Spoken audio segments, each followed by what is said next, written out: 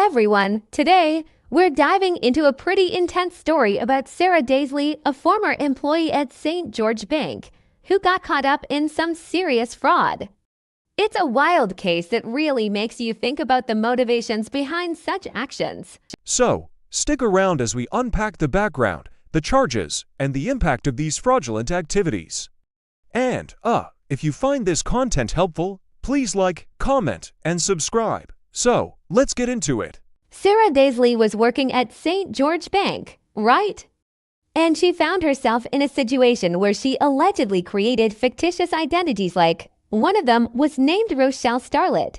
Can you believe that? She then submitted fraudulent loan applications, racking up nearly $1 million in fraudulent charges. That's just mind-blowing. Now, getting to the heart of the matter, Sara faced 90 fraud-related charges, which is a lot. The legal process she went through must have been overwhelming. Just imagine standing in court, knowing you're facing serious consequences for your actions.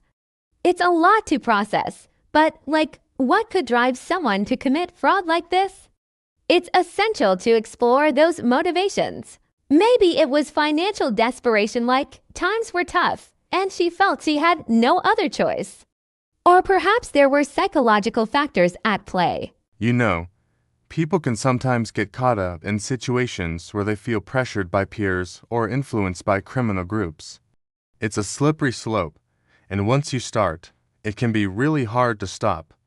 And then there are the consequences. Fraud doesn't just affect the individuals involved.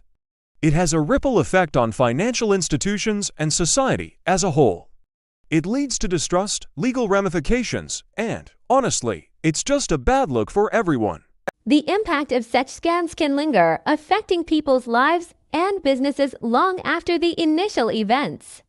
Reflecting on this, I think it's crucial to emphasize integrity in our financial practices. It's easy to lose sight of that, especially when faced with challenges. We all need to be more self-aware and make ethical decisions, even when it feels like the world is against us. So, what can we take away from this? It's important to, look inward and reflect on our behaviors and the external factors that influence us. We can learn a lot from Sara's story, and, honestly, it serves as a reminder to stay grounded and make choices that align with our values. And, there's always something positive to find, even in tough situations. For instance, I'm grateful for the lessons learned from these stories. They remind us to be vigilant and to support one another in making better choices. Before I wrap up, I want to encourage you all to think about your own lives. Are there areas where you might be tempted to cut corners? Let's strive for authenticity and integrity and support each other in those efforts. If you found this discussion insightful, please give it a thumbs up, comment your thoughts below, and don't forget to subscribe for more content. Thanks for tuning in, and let's continue to embrace honesty in everything we do.